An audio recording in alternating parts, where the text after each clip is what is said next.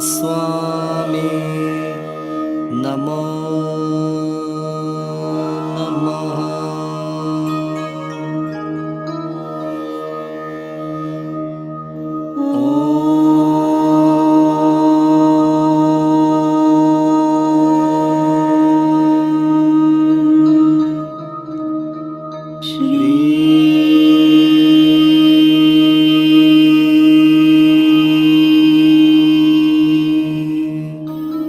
बाबा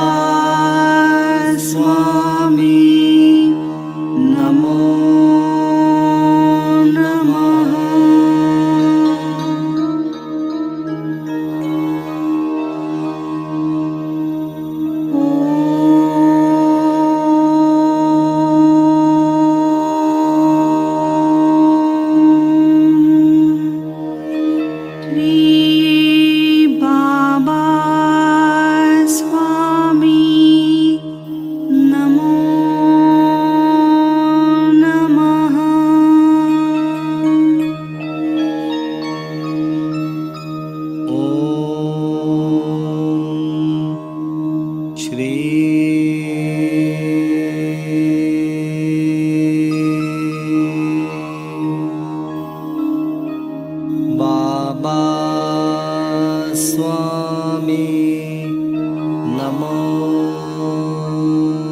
नमः।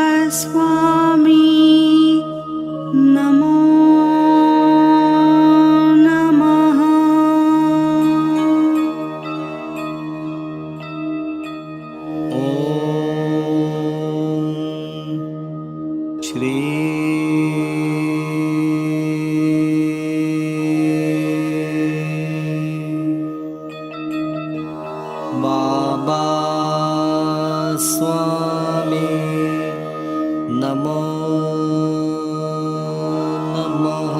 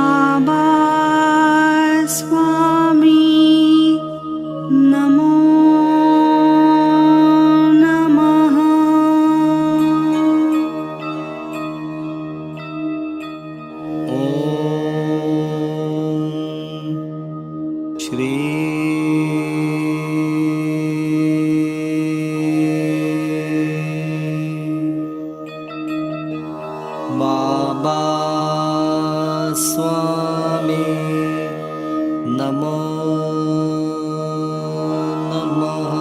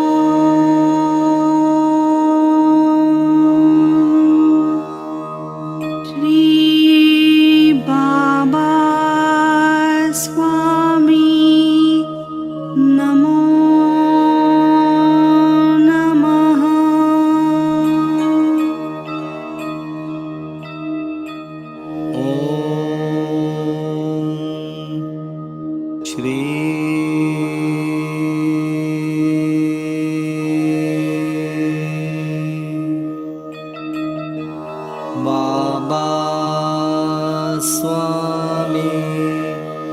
नमो नमः।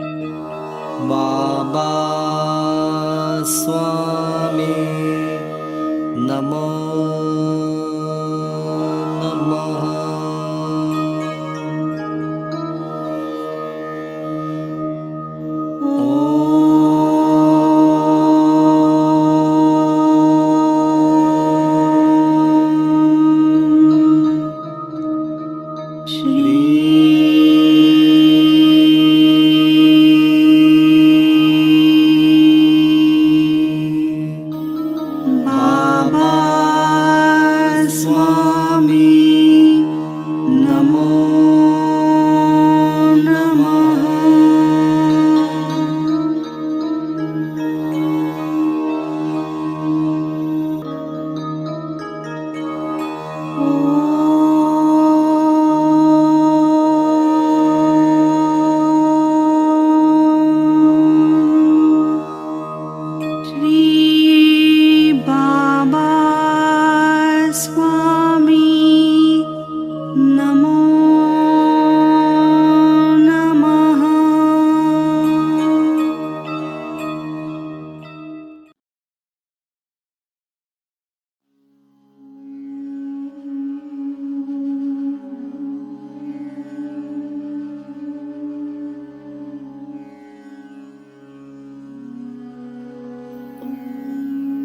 सभी पुण्यात्माओं को मेरा नमस्कार।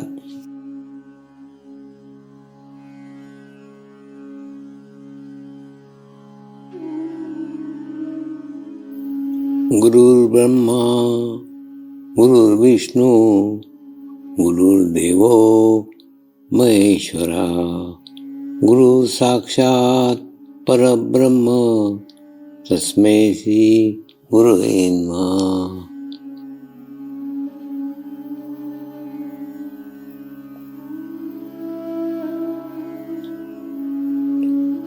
ध्यान की उस स्थिति में जाएंगे जहाँ शरीर भाव पूर्णतः समाप्त हो जाता है।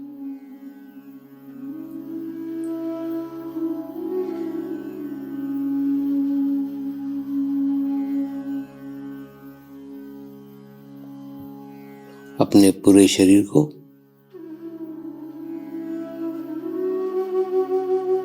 पूर्णतः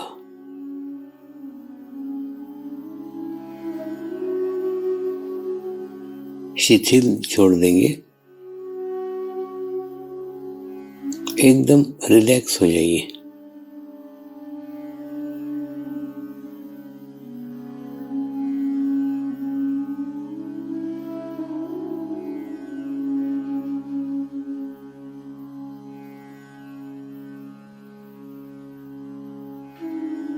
मेरे साथ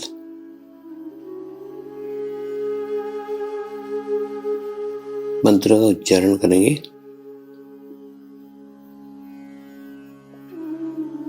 मैं एक पवित्र आत्मा हूँ।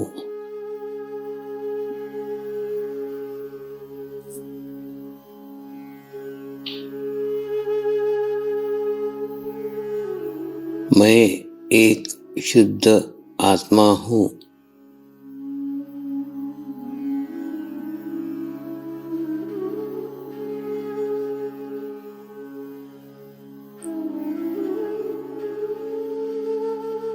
मैं एक पवित्र आत्मा हूँ।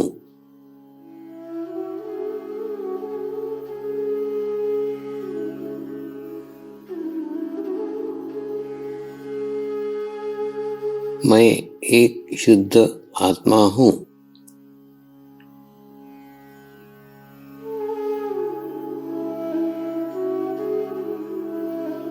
मैं एक पवित्र आत्मा हूँ।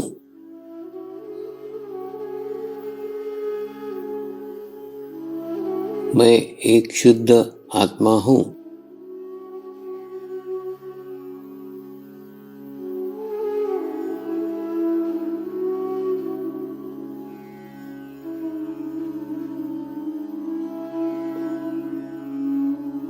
अभी इसी आत्मा भाव को बनाए रखते हुए गुरु मंत्र का उच्चारण करेंगे।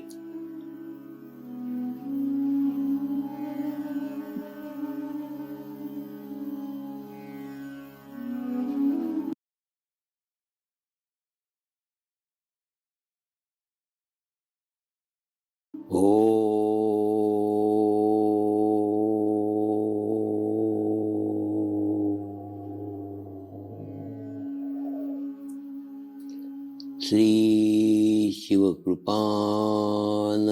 स्वामी नमो नमः।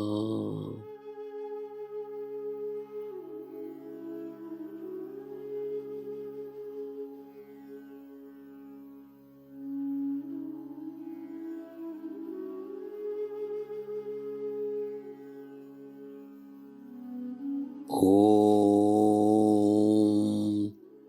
श्री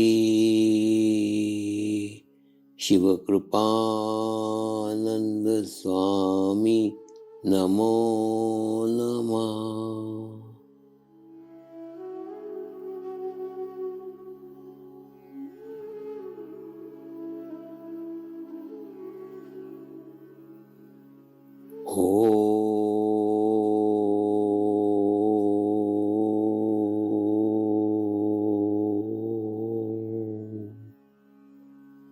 श्री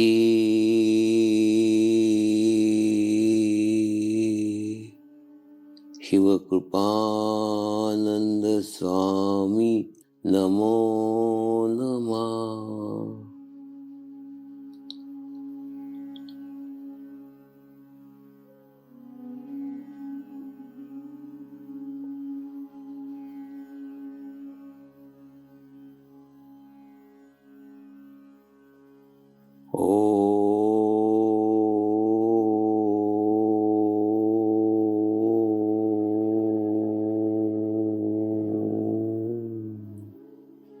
श्री शिवकृपानंद स्वामी नमो नमः।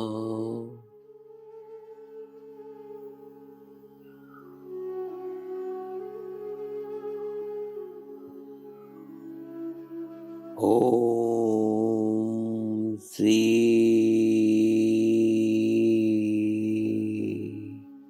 शिवकृपानंद स्वामी नमो नमः।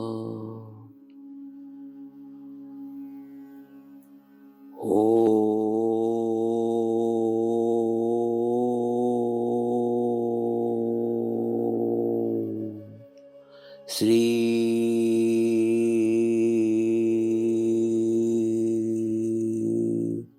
शिवकृपानंद स्वामी नमो नमः।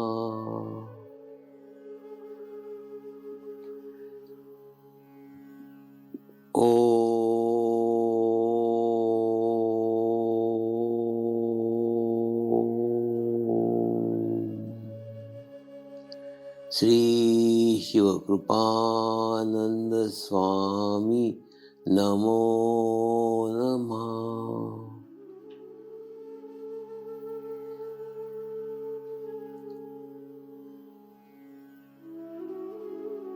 ओम श्री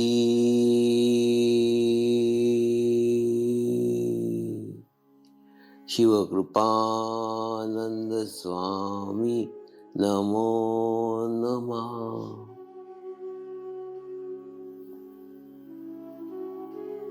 ओम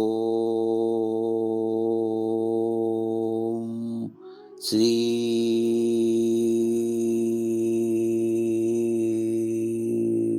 शिवकृपानंद स्वामी नमो नमः।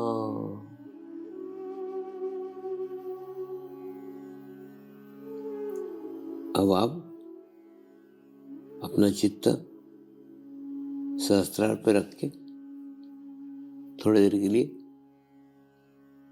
ध्यान में जाएंगे।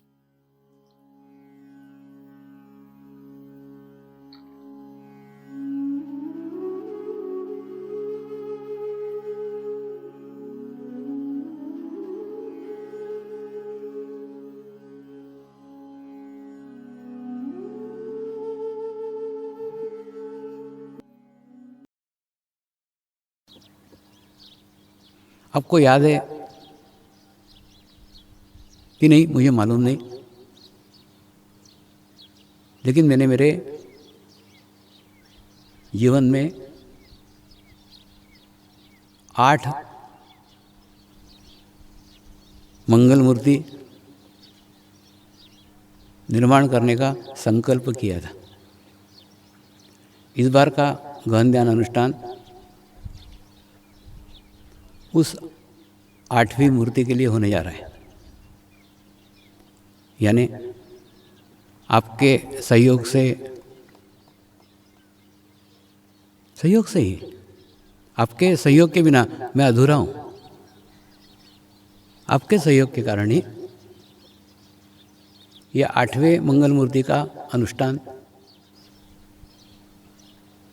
13 जनवरी से प्रारंभ होने जा रहा है, जो 45 दिनों तक चलेगा। और महाशिवरात्रि के दिन इसी मैदान पे, इसी स्थान पे, इसी जगह उसका समापन होगा। जिस प्रकार से शरीर में से आत्मभाव को बढ़ाने के लिए आपको कह रहा हूँ, ठीक उसी प्रकार से मैंने भी इस शरीर से मुक्त होने के लिए ये 8 मंगल मूर्तियों का संकल्प किया था और इस 8वीं मूर्ति के साथ ये शरीर के प्रभाव से संपूर्ण मुक्त हो जाऊंगा और उसके बाद में आगे की यात्रा, आगे का रास्ता, आगे का मार्ग उन पवित्र आत्माओं के साथ गुजारूंगा जो मोक्ष प्राप्ति की इच्छा रखती है, जो मोक्ष मार्ग पे चल रही है, आगे बढ़ रही है। तो इस अनुष्ठान के बाद आप मेरा सानिध्य चाहते हो तो मुझे उस मार्ग पे मिलो, उस रास्ते पे मिलो जो रास्ते पे शरीर का प्रभाव शून्य है, आत्मा का भाव संपूर्ण है।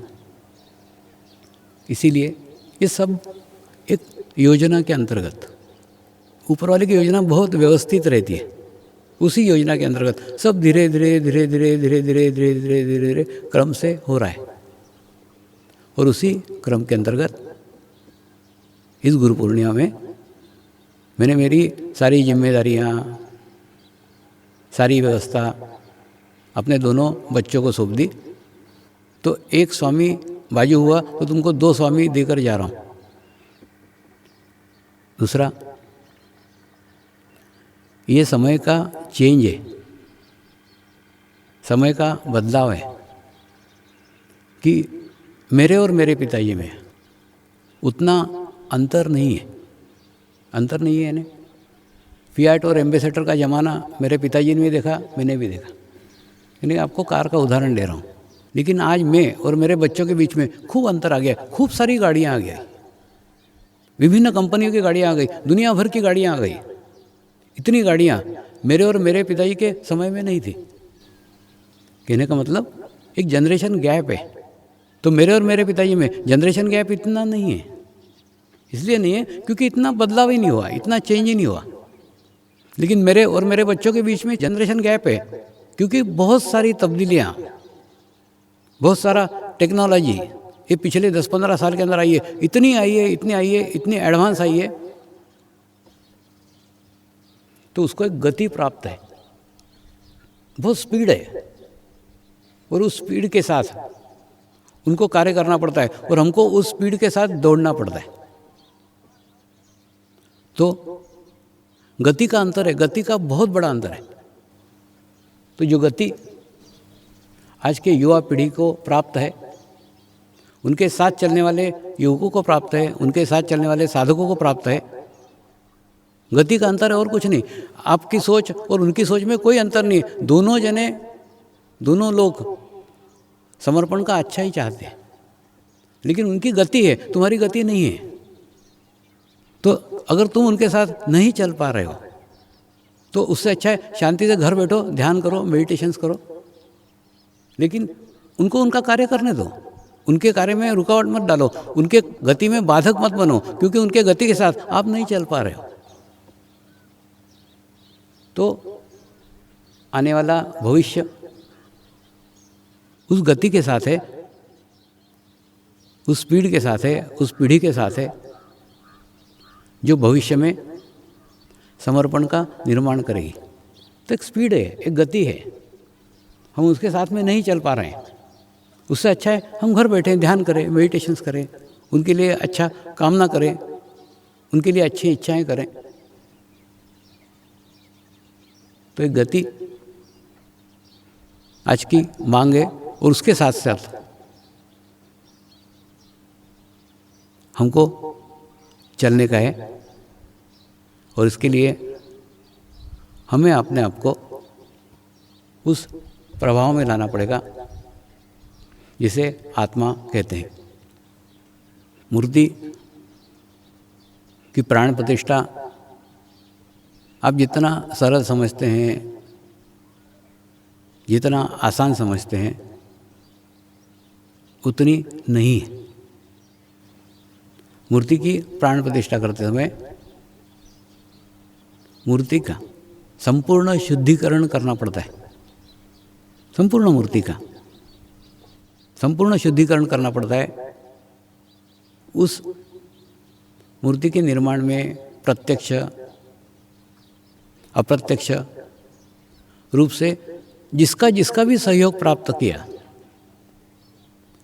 उन सबका कल्याण करना पड़ता है, सबका शुद्धिकरण करना पड़ता है, सबको शुद्ध करना पड़ता है। उस गहन ध्यान अनुष्ठान में जिनका जिनका सहयोग प्राप्त होगा उनका शुद्धिकरण करना पड़ता है, उनका कल्याण करना पड़ता है।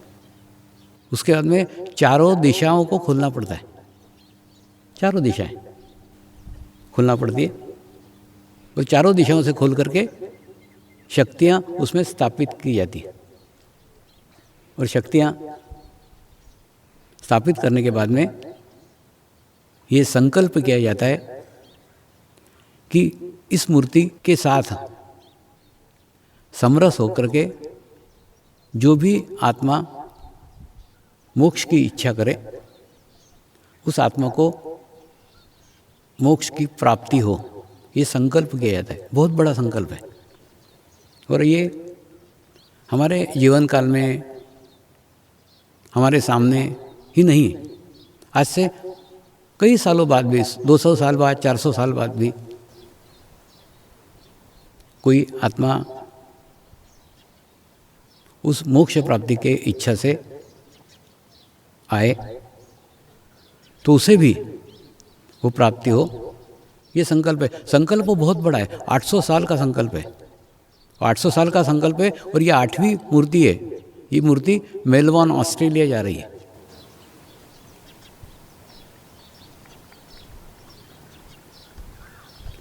तो साथ में संकल्प है। दूसरा, जैसे मैंने बताया ना, धीरे धीरे धीरे धीरे शरीर में से मुक्त होने का मार्ग मूर्तियों को चुना। कोई कुछ मार्ग चुनता है, कोई कुछ मार्ग चुनता है। तो एक मार्ग चुना जिसमें से धीरे धीरे धीरे धीरे धीरे धीरे अपने शरीर को 8 भागों में विभाजित कर उसको क्रमबद्ध तरीके से, लयबद्ध तरीके से मुक्त होते गए। और उस मुक्त अवस्था को प्राप्त करने के बाद में उस जगत में पहुंच जाते हैं जिसका दायरा खूब विशाल है, जिसका दायरा खूब बड़ा है। वो गांव से बड़ा है, शहर से बड़ा है, प्रदेश से बड़ा है, देश से बड़ा है, जाति से बड़ा है, धर्म से बड़ा है, भाषा से बड़ा है। एकदम विशाल, जहाँ मनुष्य के शरीर का अस्तित्व ही नहीं रह जाता।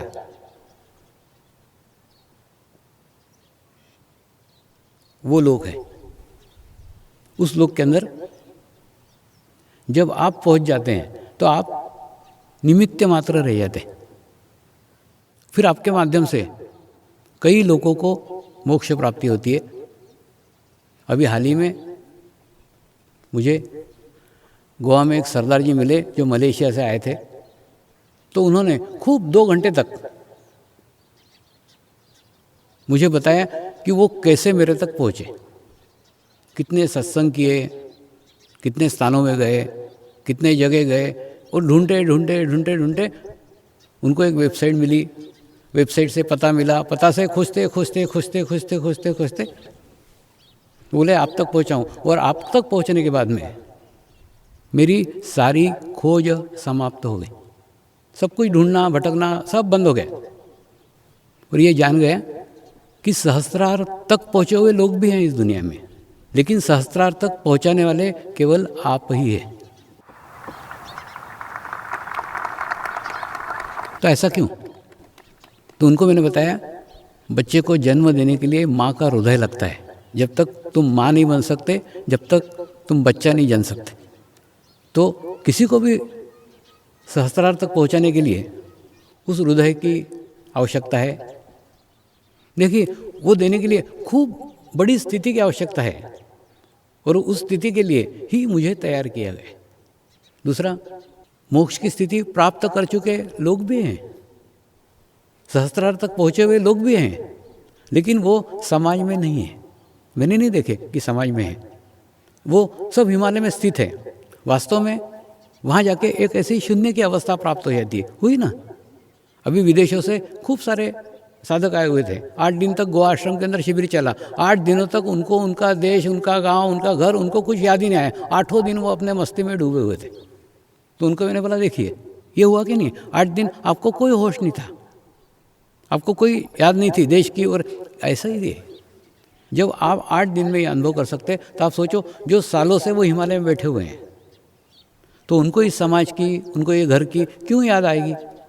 वहाँ पे सब लोग एक वातावरण में हैं और उस वातावरण में कभी कोई विचार ही नहीं है। जब कोई विचार ही नहीं है तो परिवार का विचार भी नहीं आएगा, समाज का विचार भी नहीं आएगा, देश का विचार भी नहीं आएगा, भाषा का विचार, कोई विचार ही नहीं आएगा। जब आपको कोई विचार ही नहीं आएगा तो आपके देश में आना, आपके परिवार में आना, आपके घर में आना नामुमकिन है। तो इसी कारण वो एक वन वे ट्रैफिक है। जो वहाँ पे गया, वो वापस ही नहीं आया। जाते हैं जो जाते हैं ना, वो जाते इसलिए कि वापस न आने के लिए।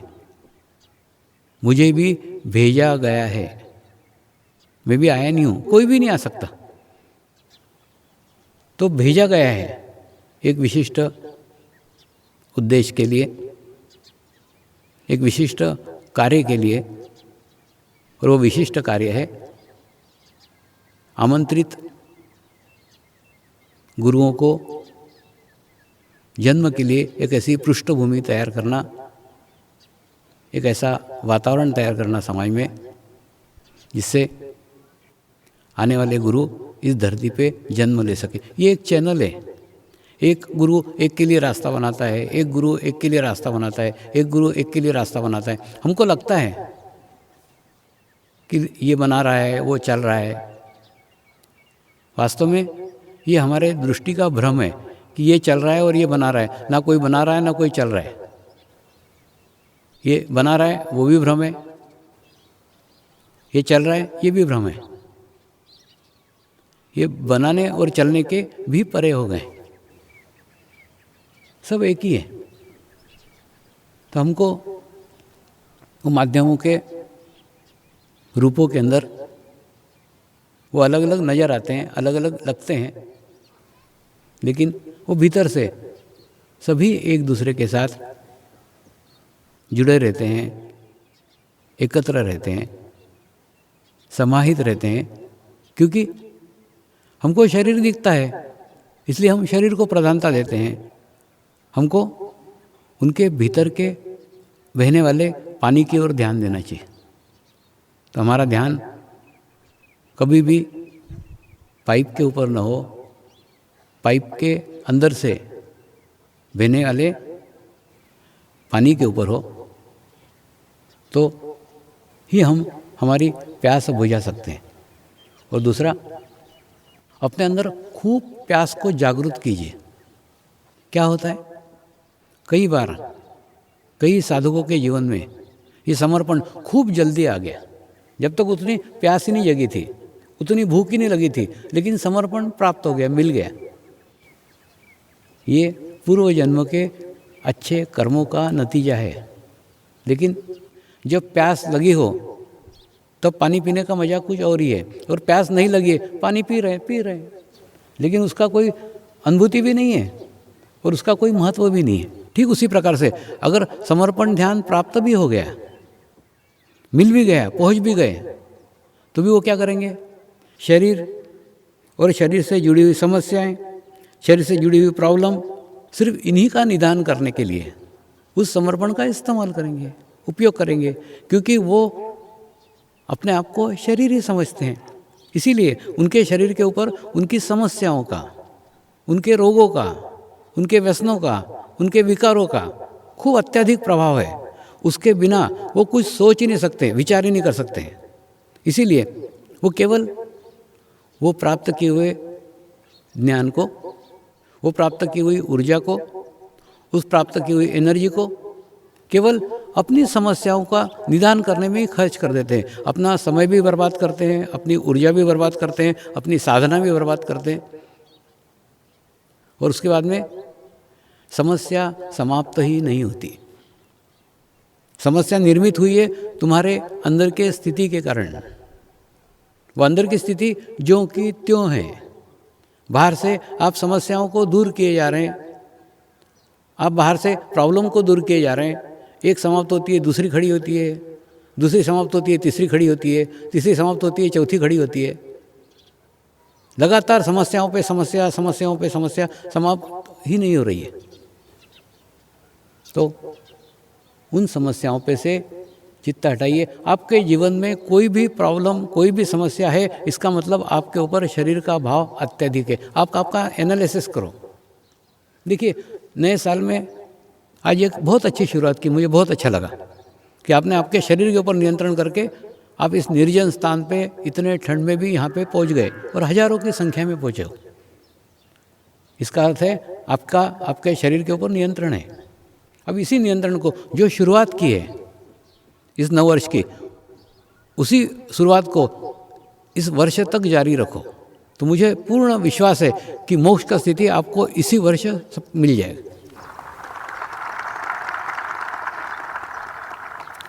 अब उसके लिए क्या करने का है? देखिए, होता क्या मालूम है, चोर चोर मोसेरे भाई। वैसे आप शरीर में हो, आप किसी शरीरधारी के साथ हो, वो चाहे आपका पति हो चाहे आपकी पत्नी हो, माने कितना भी क्लोज हो, तो भी आप शरीरधारी हैं, वो शरीरधारी हैं। आप किसी भी शरीरधारी के पास बैठे और आप चाहो कि आपका शरीर का प्रभाव कम हो जाए, नहीं होगा। क्यों नहीं होगा? क्योंकि आप शरीरधारी है, वो भी शरीरधारी है। तो उसके कारण क्या होगा? आपको क्या करना पड़ेगा, इस साल में क्या करने का है? तो आज से, जैसे होता है कि नहीं, कोई डायरी लिखने का संकल्प करता है, कोई बोलता नहीं मैं आज से सिगरेट नहीं पीऊँगा, कोई बोलेगा आज से मैं पान नहीं खाऊँगा, कोई बोलेगा मैं आज से गुटखा नहीं खाऊँगा। तो मैं आपको ये सब बातें कहने के लिए नहीं कह रहा हूँ। मैं आपको आपके विकार छोड़ने के लिए नहीं कह रहा हूँ। मैं आपको दोष छोड़ने के लिए नहीं कह रहा हूँ। मैं आपको कुछ भी छोड़ने के लिए नहीं कह रहा हूँ। मैं आपको सिर्फ ये कह रहा हूँ, आप अपने साथ रहना सीख लो। ये साल अब आपके साथ बिताओ। अब आपके साथ बिताओ यानी क्या? आपके साथ बिताओ यानी आप आपकी आत्मा के साथ इस साल को बिताओ। तो आत्मा के साथ बिताओ यानी क्या? कैसे बिताते हैं मैं आपको बताता हूँ। एक थोड़ी सी दिन भर में, पूरे दिन भर की दिनचर्या में, आपकी 24 घंटे की दिनचर्या रहती है, उस दिनचर्या में थोड़ा समय, आधा घंटा, एक आधा घंटा आप अपने अकेले बिताओ। किसी छत के ऊपर जाकर के बैठो, किसी मैदान में जाके बैठो, किसी गार्डन में जाके बैठो, किसी बड़े कमरे के अंदर अपने को बंद करके बैठो, लेकिन आधा घंटा ऐसे बैठो कि आपके 10-15 फीट के अंतराल में कोई भी दूसरा शरीर न हो। और ऐसा कर करके आप उस मंत्र का जाप करो, मैं एक पवित्र आत्मा हूँ, मैं एक शुद्ध आत्मा हूँ। इसका जाप करो एक आधा घंटा। और ये सुबह के समय करो, सूर्योदय के समय करो, अति उत्तम है। ये करने से क्या होगा? ये होगा, देखो क्या होता है, जब शरीरों की संख्या खूब है, हजारों के लोगों के बीच में हम बैठे हैं और हम अपना शरीर भाव कम कर रहे हैं, तो होगा क्या? नहीं होगा। आपको सबसे पहले एक लेवल पे आना पड़ेगा। पहले आपका एक शरीर और आपकी एक आत्मा, दोनों आ गए। उसके बाद में फिर आप धीरे धीरे अपने आत्मभाव को बढ़ा रहे हैं। मैं एक पवित्र आत्मा हूँ, मैं एक शुद्ध आत्मा हूँ, मैं एक पवित्र आत्मा हूँ, मैं एक शुद्ध आत्मा हूँ। ऐसे करते करते करते करते करते आप आपके आत्मभाव को वृद्धिगत कर रहे हैं, आत्मभाव को बढ़ा रहे हैं। और आत्मभाव को बढ़ाते बढ़ाते बढ़ाते बढ़ाते बढ़ाते आप कुछ दिनों बाद देखोगे वो आधा घंटा आपके जीवन का सर्वश्रेष्ठ आधा घंटा होगा। क्या होगा मालूम है? धीरे धीरे धीरे धीरे धीरे धीरे आपका संपर्क आपके साथ, आत्मा के साथ होना चालू हो जाएगा। और दूसरा, ये मंत्र जाप करने के लिए क्यों बोल रहा हूँ? क्योंकि अकेले बैठोगे ना तो फिर आपको कुछ ना कुछ विचार आएंगे। विचारों के द्वारा क्यों ना हो, आप किसी ना किसी व्यक्ति के विचार करोगे, और जिस व्यक्ति के विचार करे वो अनजाने में फिर आपके पास आ गया। तो आपको कोई विचार नहीं करने का, शरीर से भी अकेला रहने का है, चित्त से भी अकेला रहने का। आपको उस आधे घंटे में किसी भी व्यक्ति का विचार नहीं आना चाहिए। नहीं तो क्या हुआ, उस व्यक्ति को आपने चित्त से तो बुला ही लिया। और दूसरा, इसीलिए उस आधे घंटे के अंदर प्रैक्टिस करो, अभ्यास करो कि आपको किसी के साथ नहीं रहने का है, किसी का भी विचार भी नहीं करना, विचार से भी नहीं रहने का है। और ऐसे करते करते करते आपके अंदर का आत्मभाव बढ़ेगा। धीरे धीरे धीरे धीरे, ये अभ्यास है, ये साधना है, कोई चमत्कार नहीं है, कोई मिरेकल नहीं है, एकदम नहीं घटित होगा। कुछ दिनों बाद आपको अनुभव होगा, आपके अंदर का आत्मभाव जागृत हो गया है, आत्मा सशक्त हो गई है, आत्मा मजबूत हो गई है। और आत्मा मजबूत होने के बाद में, आत्मा सशक्त होने के बाद में, आत्मा आपकी गुरु बन जाएगी। और गुरु बन जाने के बाद में फिर वो आपको अंदर से बताना चालू करेगी किस समस्या का निदान क्या है। प्रत्येक जगह आपको मार्गदर्शन करेगी, आपको गाइडेंस करेगी, वो आपका गुरु बनेगी। समर्पण ध्यान का एक ही उद्देश्य है, आप आपके गुरु बन जाओ। और गुरु बन जाने के बाद में उसका मार्गदर्शन, उसका नियंत्रण आपके जीवन के ऊपर हो जाएगा। देखिए, जब एक बार उस आधे घंटे की साधना से करते करते करते करते आपका आत्मा का नियंत्रण आपके शरीर के ऊपर हो गया, तो धीरे धीरे आप देखेंगे आप सर्वप्रथम शरीर के तकलीफ़ों से मुक्त हो जाओगे। कमर दुखेगी नहीं, ऐसे नहीं दुखेगी, लेकिन मालूम नहीं पड़ेगा कि दुख रहा है। घुटने दुखेंगे नहीं, ऐसे नहीं दुखेंगे, लेकिन मालूम नहीं पड़ेगा कि दुख रहे हैं। तो शरीर के विकारों से, शरीर के दुखों से मुक्त होंगे, शरीरों के विकारों से मुक्त होंगे, शरीरों के व्यसनों से मुक्त होंगे, शरीरों के विचारों से मुक्त होंगे। ये सारी प्रॉब्लम, सारी समस्याएं सब घूम फिर करके एक जाके शरीर पे आ जाती है। तो उस शरीर में से मुक्त होना ही वो मुक्त अवस्था है, जिस अवस्था को मोक्ष कहते हैं।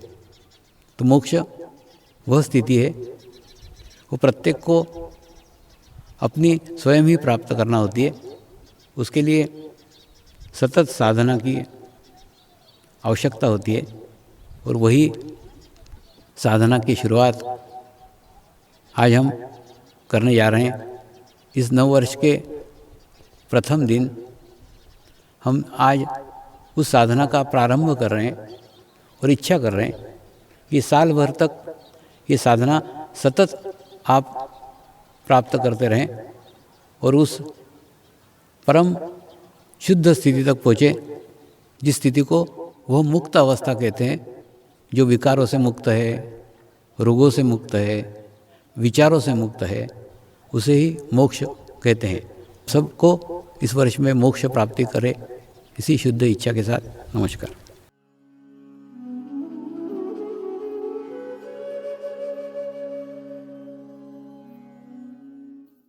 अब हम प्रार्थना करेंगे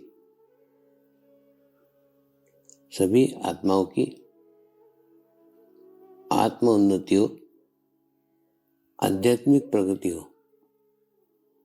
यही हमारी प्रभु से प्रार्थना है। नमस्कार। जय आत्मेश्वर।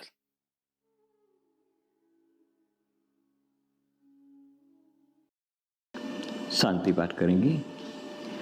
ओम द्योः शांति अंतरिक्षगम शांति पृथ्वी शांति रापः शांतिरौषधयः शांति वनस्पतयः शांति विश्वे देवाः शांति ब्रह्म शांतिः सर्वगं शांति शांतिरेव शांति क्षमा शांतिरेधि। ओम शांति शांति शांति सर्वारिष्ट सुशांतिर्भवतु।